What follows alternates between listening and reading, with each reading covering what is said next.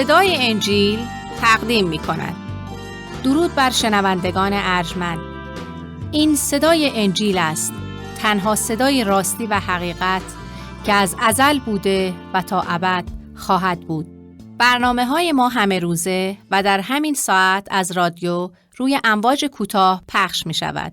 شما می توانید از طریق شبکه‌های اجتماعی فیسبوک، گوگل پلاس و یوتیوب با تایپ فارسی رادیو صدای انجیل با ما در تماس باشید. آدرس ایمیل ما از این قرار است: radioenjil@gmail.com. تکرار می کنم، آدرس ایمیل ما radioenjil@gmail.com و تلفن تماس ما 201 616 920 1791. تکرار می کنم، 201 616 920 1791. از شما دعوت می کنیم که به برنامه این ساعت صدای انجیل توجه فرمایید.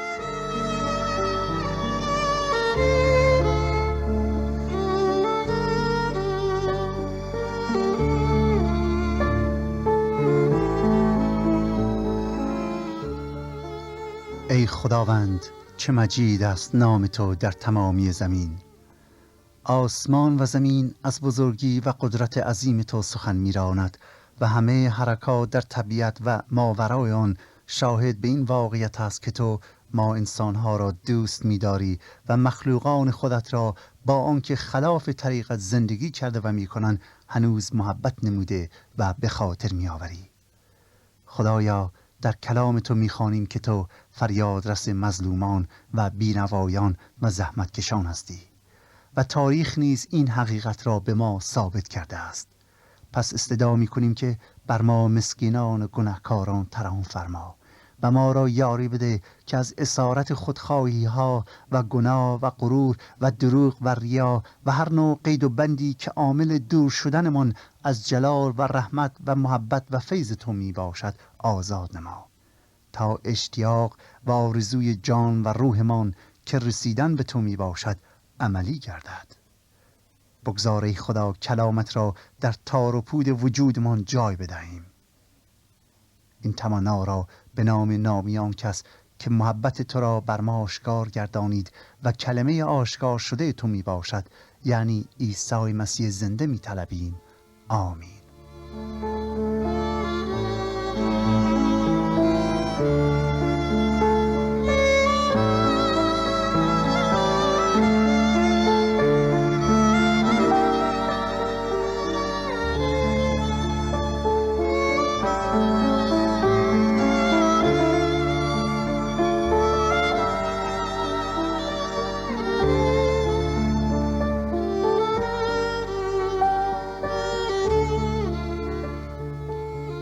میهنان گرامی و یاران عزیز، درود بر شما.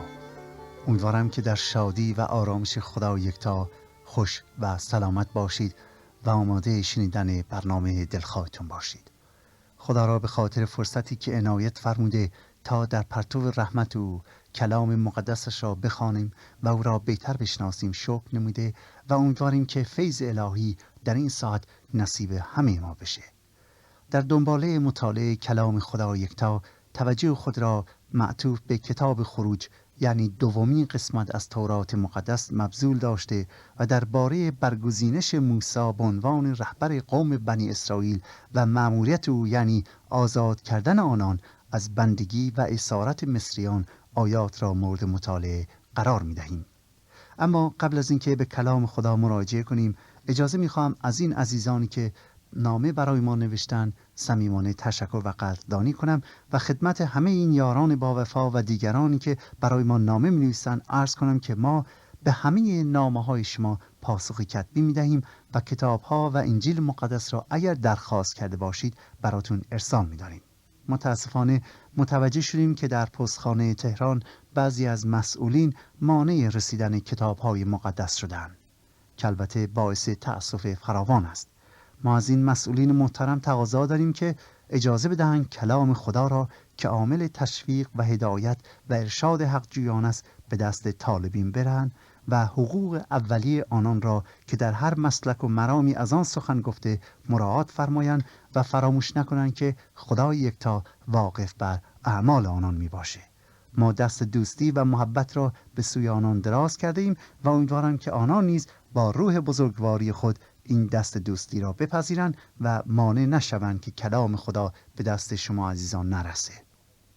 از شهر کرد آقای روح الله محمدی، از اردبیل آقای بهرام نادری، از عراق محمد سعیدی فر، از تهران رامین اعتمادزاده و کامران اصغری و علی رابون، از بروجن آرش وستاد، از تبریز فرزاد محبی و امام پناه، از دهقلان کردستان آقای محمد مشیری پناهی، از نجف آباد علیرضا مجوبیان و از کازرون آقای پرویز شکروی و از خوی آقای بهمن مقدسی. دوستان عزیز، به کلام خدا مراجعه می‌کنیم و زندگی موسی و مأموریتش را مورد توجه قرار می‌دهیم. موسی 80 ساله بود که خداوند او را به عنوان رهاننده قوم بنی اسرائیل برمی‌گزیند. خدای تعالی در بوته‌ای که به آتش مشتعل بود اما نمی‌سوخت بر موسی که در این ایام چوپانی گله‌های پدرزنش را به عهده داشت ظاهر میشه و به او مأموریت می‌دهد که به مصر نزد فرعون برگرده و از فرعون بخواهد که قوم بنی اسرائیل را آماده سازد تا آنها از آن کشور آزاد شوند.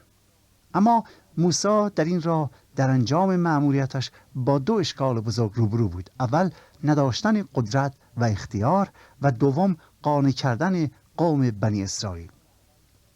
در مورد اشکال اول خداوند به موسی میگوید که ای موسی بدان که من با تو هستم و من قوم را بیرون میآورم نه تو.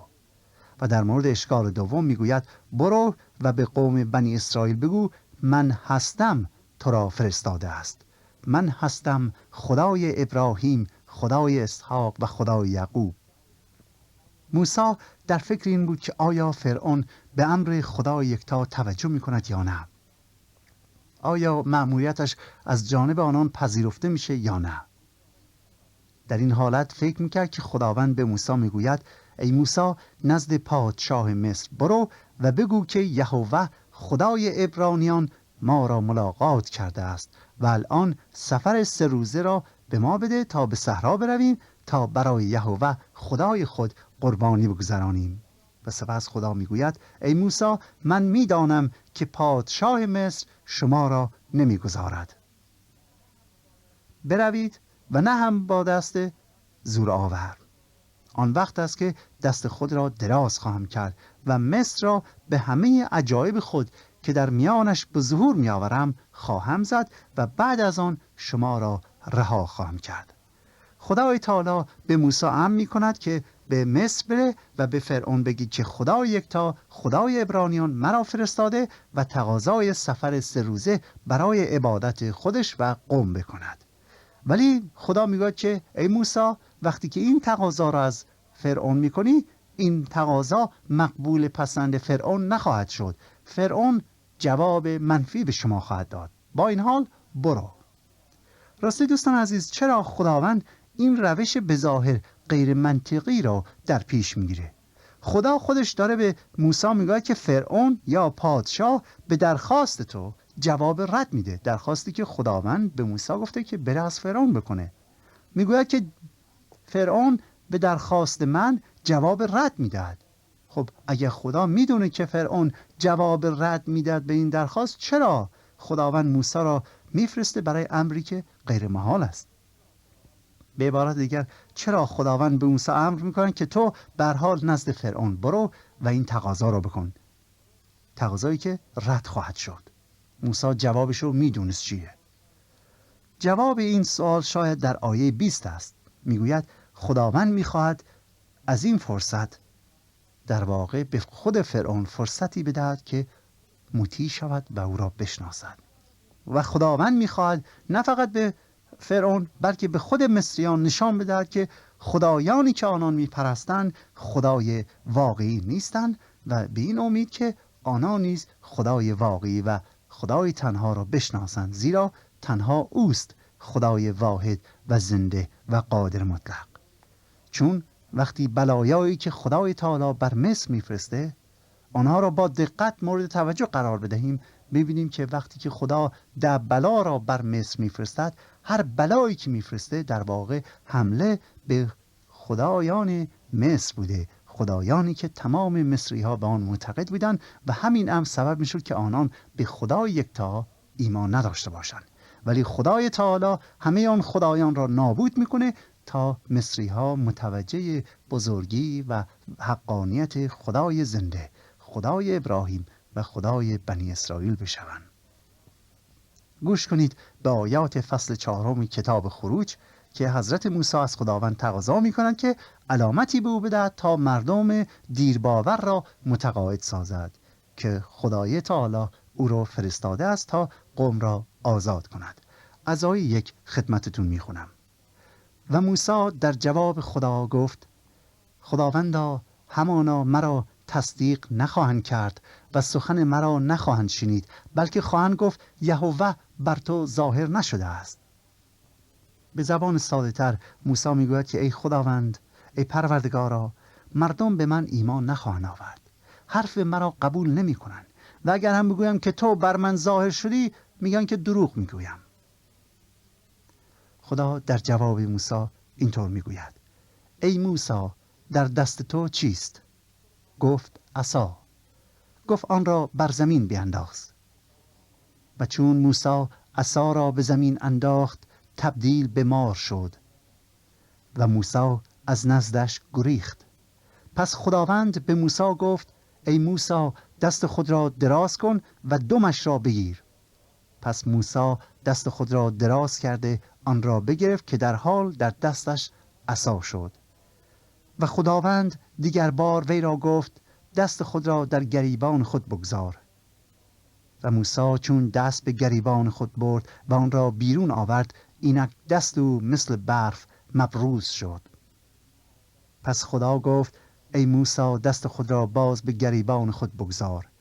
و چون موسی دست به گریبان خود باز آورد و آن را بیرون آورد، اینک مثل سایر بدنش باز آمده بود. خدا گفت: و واقع خواهد شد که اگر تو را تصدیق نکنند و آواز آیت نخستین را نشنوند، همانا آواز آیت دوم را باور خواهند کرد. و هرگاه این دو آیت را باور نکردند و سخن تو را نشنیدند، آنگاه از آب نهر گرفته به خشکی بریز و آبی که از نهر گرفتی بر روی خشکی به خون مبدل خواهد شد. پس موسی به خداوند گفت: ای خداوند، من مردی فصیح نیستم، نه در سابق و نه از وقتی که به بنده خود سخن گفتی، بلکه بطیء الکلام و کند زبان.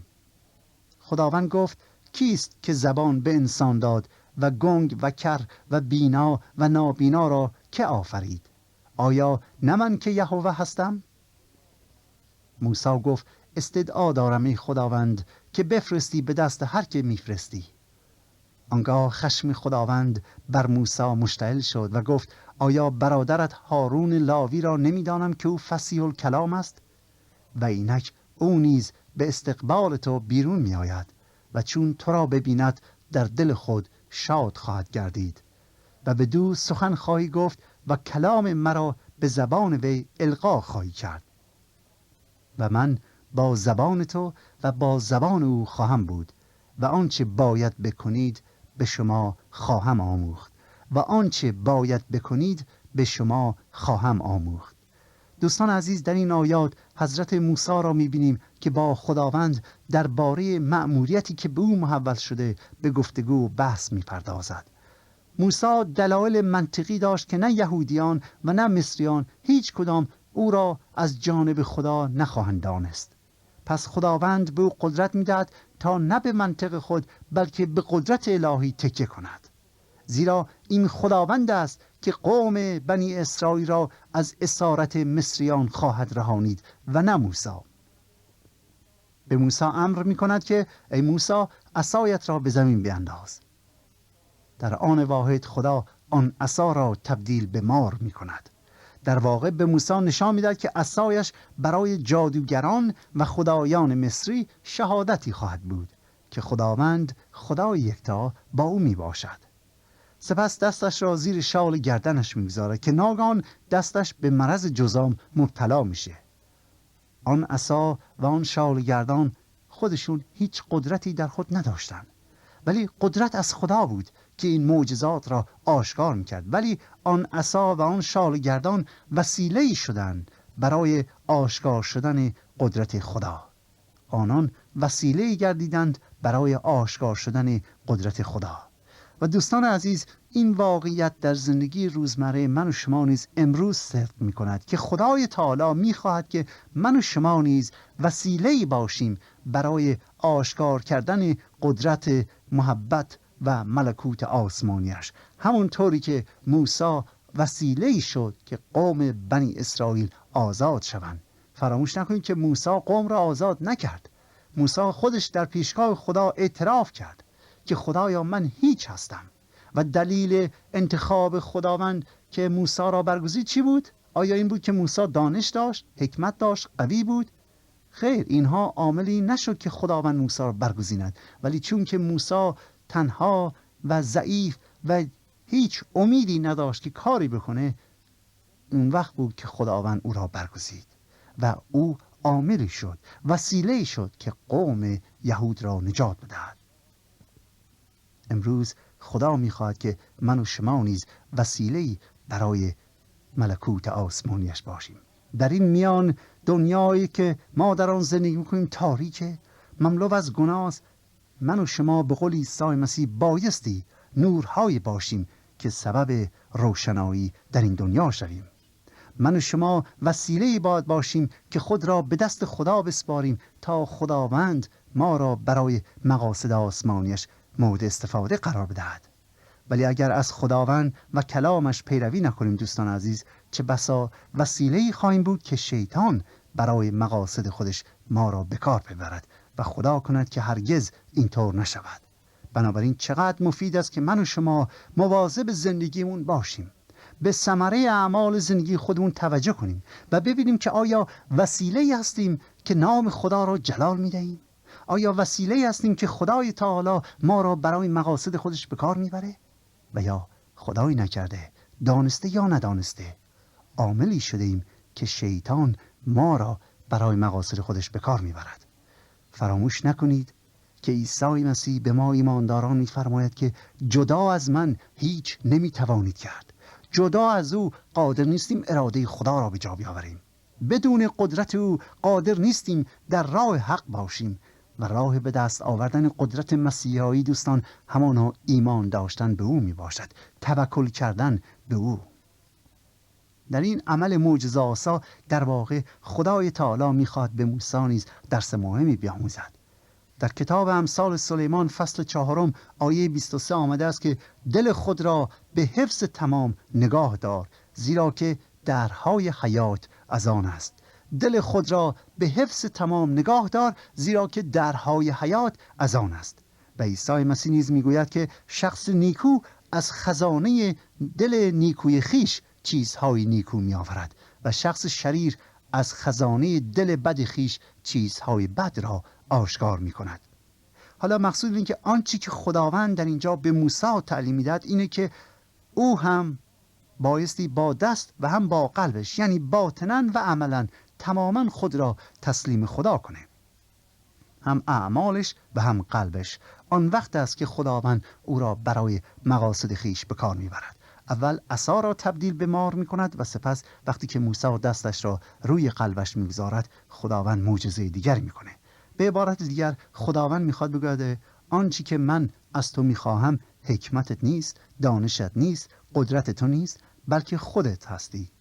و دوستان عزیز، وقتی ما خودمون را به خداوند تسلیم کنیم، تمام هستیمان، قدرت و حکمت و هر چی داریم از آن او خواهد بود. بنابراین ما واقعا بایستی خود را تسلیم خدا کنیم. هر چی داریم به خدا بایستی بدهیم، مخصوصا قلب و وجودمان. خدا قلب ما را میخواهد، نه فقط پولمان یا وقتمان. خدا وجود ما را میخواهد که پاک باشد. موسی یا به علت ترس و یا به علت احساس ضعف و عدم توانایی و کفایت در وجودش رو به خدا کرده و میگوید خدایا من لیاقت انجام این مأموریت را ندارم، زیرا که من نمیتوانم حتی وعظ کنم، من حتی نمیتوانم سخنران خوبی باشم، چه برسه که من رهبر قوم باشم. با این جملات انگار موسی قصد دارد از این دعوت خدا، از این مأموریتی که خداوند او را دعوت کرده است شانه خالی کند. ولی خدا به او یادآور می شود که نه فقط دستهای او را یاری می دهد، بلکه دهان او را نیز از طریق او کلام خود را به او عطا می کند. می گوید که از دهان تو من پیام خود را به گوش فرعون و مصریان خواهم رسانید. و اینکه تو ای موسی اگرچه فصیح الکلام نیستی، ولی من تو را برای مقاصد خیش به کار می برم. باز موسی اشتیاق نشان نمی دهد، به سختی مأموریت خدا را میپذیرد. در آیه 13 میگوید خدایا تمنا میکنم که اگر کسی دیگری میتونی بفرست، چون من به درد این کار نمیخورم. و بعد میگوید لااقل خدایا یک سخنران به من بده که به جای من صحبت کنه. این امر باعث خشم و غضب خدا میشه، چون صحبت از بی ایمانی و عدم اعتماد موسی به قدرت اوه. با این حال خدا تقاضای او را میپذیرد و میگوید برادرت هارون گوینده تو خواهد بود. او در میان کلام گفتن بسیار وارده و حرفه‌ایه. به عبارت دیگر او فصیح الکلام است. دوستان بعداً این تقاضای موسی همونطوری که خواهیم دید، چون بر اثر عدم اطمینان به قدرت خدا در زندگی خودش بود، به ضررش تمام میشه. و دوستان عزیز، من و شما نیز باید مواظب باشیم که از خدا چه توقعی داریم، چه خواهش‌هایی میکنیم. همیشه باید در هر خواسته و نیازی که داریم، وقتی از خدا تمنا میکنیم، باید بگوییم که خداوندا اگر اراده و خواست تو است، این نیاز و این خواسته و این تمنای مرا برآورده کن. اگر مطابق خواست و اراده توست. و سلام. آیه 16 هم اینطور میفرماید خداوند به موسی میگوید هارون برای تو به قوم سخن خواهد گفت و او به جای زبان تو خواهد بود و تو او را به جای خدا خواهی بود. یعنی آنچه تو بگویی ای موسی، هارون قبول خواهد کرد که تو از جانب من سخن میگویی. به خاطر این گفتار است که موسی به کلیم الله شهرت یافته است. از آیه 18 هم اینطور میخوانیم پس موسی روانه شده نزد پدرزن خود یترون برگشت و به وی گفت بروم و نزد برادران خود که در مصرند برگردم و ببینم که آیا تاکنون زندند. یترون به موسی گفت به سلامتی برو. و خداوند در مدیان به موسی گفت روانه شو به مصر برگرد، زیرا آنانی که در قصد جان تو بودند مرده اند. پس موسی زن خیش و پسران خود را برداشته ایشان را بر الاغ سوار کرده به زمین مصر مراجعت نمود. و موسی عصای خود را به دست خود گرفت. و خداوند گفت چون روانه شده به مصر مراجعت کردی، آگاه باش که همه علاماتی را که به دستت سپردم به حضور فرعون ظاهر سازی و من دل او را سخت خواهم ساخت تا قوم را رها نکند. و به فرعون بگو خداوند چنین میگوید اسرائیل پسر من و نخست زاده من است و به تو میگویم پسر مرا رها کن تا مرا عبادت نماید. و اگر از رها کردنش ابا نمایی، همانا پسر تو یعنی نخست زاده تو را میکشم. دوستان عزیز، شاید در این آیه برای بعضی ها سوء تفاهم پیش بیاد، زیرا خداوند به موسی میگوید که به فرعون بگو که اسرائیل پسر من و نخست زاده من است. باید گفت که مقصود خدا از بکار بردن این اصطلاحات و این کلمات سمبولیک اینه که به فرعون عزیز بودن، آنم عزیز بودن قوم بنی اسرائیل را آشکار کنه. و با بیان این جمله که اگر پسر مرا یعنی بنی اسرائیل را آزاد نکنی، من نیز پسر نخست زاده‌ات را از بین میبرم، میخواهد ارزش قوم بنی اسرائیل را به فرعون گوشزد نماید.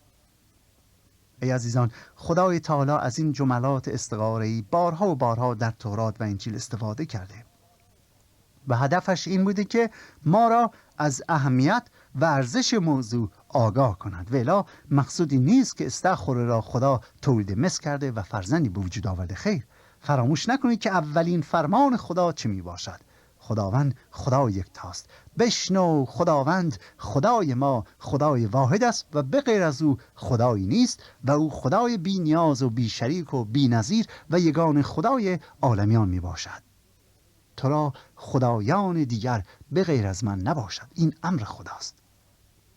موسی همراه با خانواده‌اش پس از 40 سال دوری از مصر به سوی مصر می رود.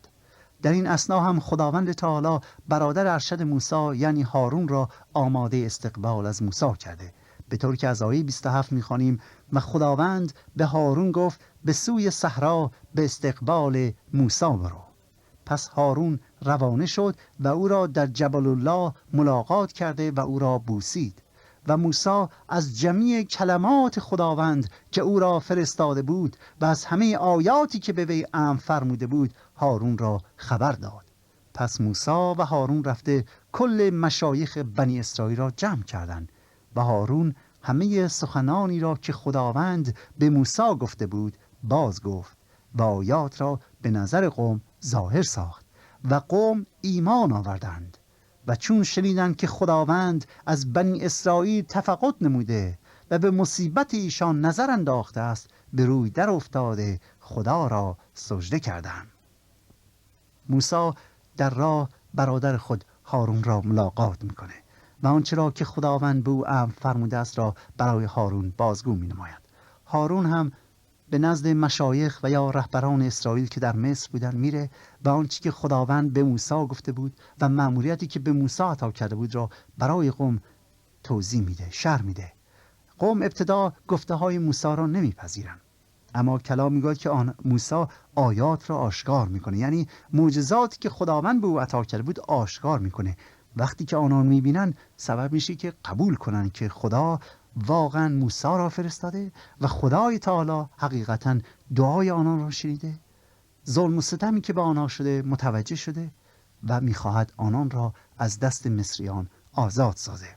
پس او را به خاطر لطف و رحمتش ستایش میکنن، خدا را به خاطر فرستادن موسی شکر و سپاس میکنن و خود را آماده آزاد شدن مینمایند. آنان متوجه میشوند که خدا پاسخ دعای آنان را میدهد. او خدایی است که دعای بندگانش را میشنود و اگر ایمان داشته باشند خداوند جواب میدهد. راستی دوستان عزیز، امروز آیا احساس میکنید که خداوند جواب دعای شما را میدهد؟ سر خود را کلاه نگذارید، صادقانه به زندگیتون نگاه کنید. واقعیت این است که خدا دعای بندگانش که اگر از روی ایمان و صداقت به پیش او بیایند و به نام مسیح دعا کنند میدهد. اگر شما جواب دعا را نگرفتید به این خاطر است که شاید هنوز در طریق راستی قدم بر نمی‌دارید و در راه خطایی دارید از خداوند تقاضا می‌کنید. بیایید راه راستی را بیابید و در آن زندگی کنید. خود مسیح گفت که من راه و راستی و حیات هستم. هیچ کس نزد پدر یا خدا جز به وسیله من نمی آید. خدا کند راه شما راهی باشد که مسیح به ما عطا کرده است.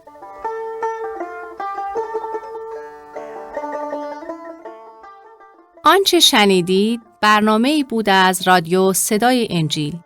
خوشحال می‌شویم که با ما مکاتبه کنید و از نشریات و ادبیات ما استفاده نمایید و از طریق شبکه‌های اجتماعی فیسبوک، گوگل پلاس و یوتیوب با تایپ فارسی رادیو صدای انجیل همراه ما باشید. همچنین از طریق تلفن و ایمیل نیز می توانید با ما تماس بگیرید. آدرس ایمیل ما از این قرار است: radioenjil@gmail.com. تکرار می کنم، ایمیل ما radioenjil@gmail.com و تلفن ما 201 616 920 1791. تکرار می کنم، 201 616 920 1791. تا برنامه دیگر و روز دیگر، خدای یکتا و مسیح زنده با شما باشد. ماراناتا، یعنی خداوند به زودی برمیگردد. آمین.